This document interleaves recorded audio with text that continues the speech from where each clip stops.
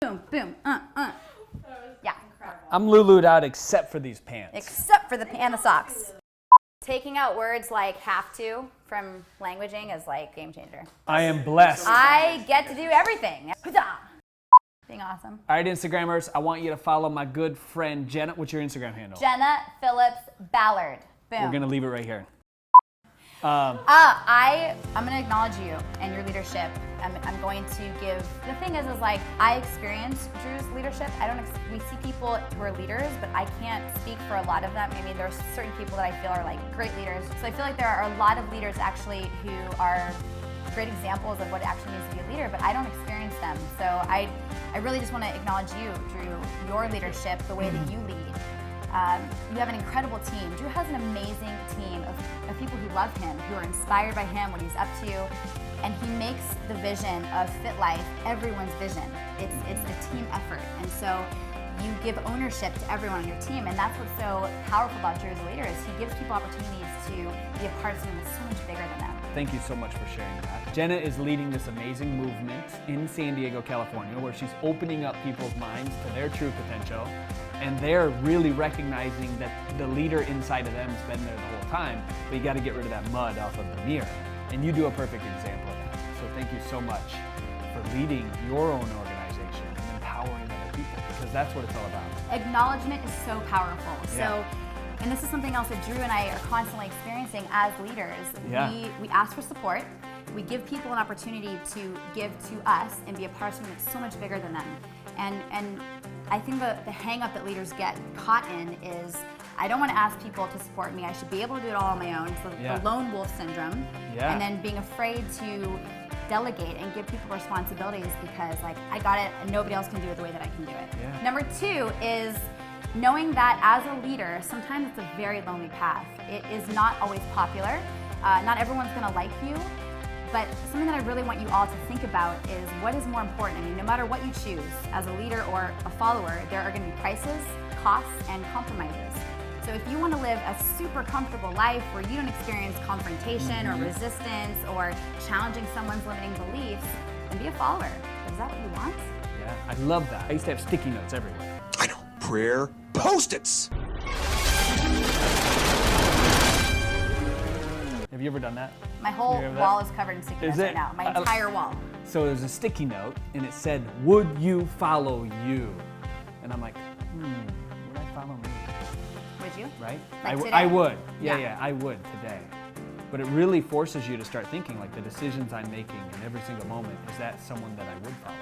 Because we follow other people. We follow celebrities. We follow leaders of other organizations, and we look at gossip channels and Kim Kardashian and the Desperate Housewives and all these things that people are looking at now, present day, with the elections and everything else going on. Absolutely. We need to be able to follow us. Yeah, leadership starts with you. Yeah. Leadership starts with me. It starts with Drew.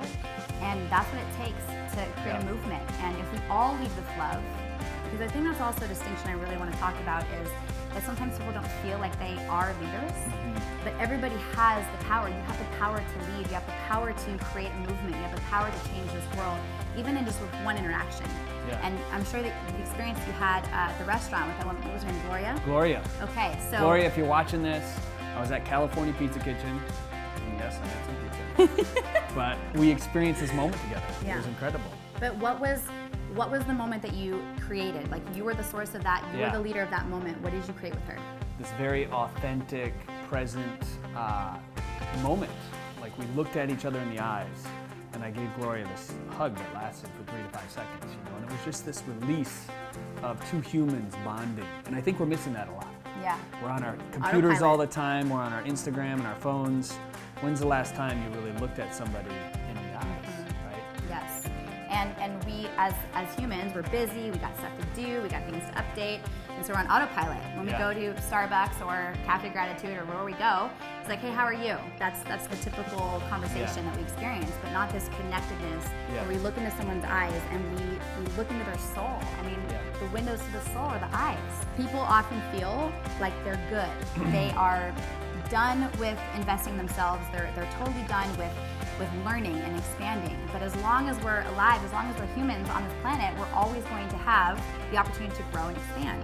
So when someone says to me, you know, I think I'm good. Like, I've done all the personal development that there is to do. I've read all the books. I've listened to all the podcasts. It's kind of like saying, like, I'm so full after Thanksgiving dinner. I'm never eating again. And, like, actually meaning that, it's just not a thing. Well, and I heard this beautiful quote the other day. It was talking about a seed and how from the outside looking in, the seed, when it grows, it breaks to become something more, right? Like it just shatters in half, and it like literally looks like destruction happening at its core. But as human beings, that's uncomfortable for us. Yeah. So we stay in this little seed our whole entire lives without really breaking free. I love that analogy of the seed. That's so beautiful. Yeah. We cannot have a breakthrough unless we have some kind of a breakdown first, and that's just kind of part of it. You can't grow. It's like going to the gym. When your muscles are burning and you're like, you're uncomfortable. You can't get the definition in your body that you want if you don't experience that transformation. Breakdown of the muscle. All right, so if you learned anything at all, just one thing in this video, or you liked an idea that Jen and I talked about, make sure you share it with somebody you love that could be impacted by this message as well. Make sure you follow Jenna. I'm gonna leave a link below, and I'm also gonna leave a link to her YouTube channel from ours. And thank you so much for coming out. Thank you for having me, Drew. Great seeing you guys. We'll see you soon. Yeah, we're gonna have her back. Again, as always, remember, we're in this together.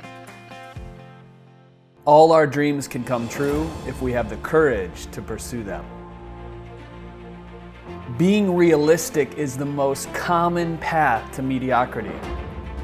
Have the courage to follow your heart and your intuition, because they somehow know what you truly want to become.